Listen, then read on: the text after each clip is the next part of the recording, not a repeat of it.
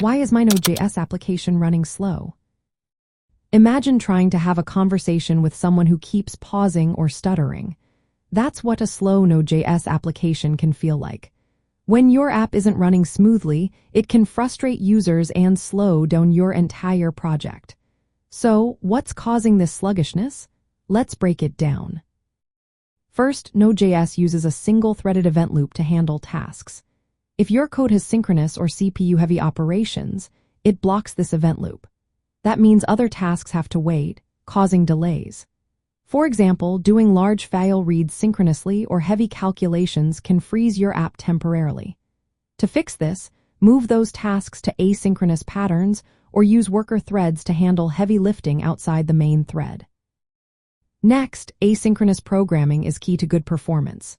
If you're not using callbacks, promises, or async await properly, your app might be waiting longer than needed. For instance, running many asynchronous calls one after another instead of in parallel can slow things down. Always aim to run independent asynchronous tasks at the same time to improve speed. Database queries are another common bottleneck. If your queries are slow, it's often because they lack proper indexes or fetch too much data.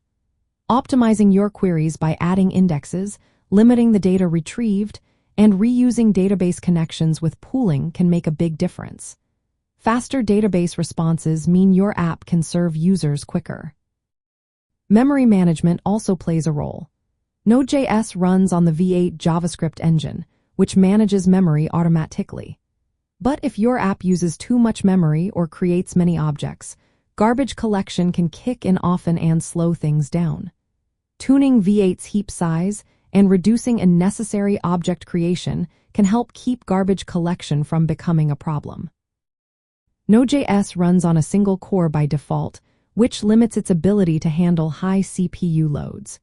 If your app has CPU-bound tasks or high traffic, it might struggle. Using clustering or worker threads allows your app to use multiple CPU cores, spreading out the work and making your app faster and more responsive. Caching is another tool to speed things up. If your app repeatedly fetches the same data from a database or performs expensive calculations, caching that data temporarily can reduce response times.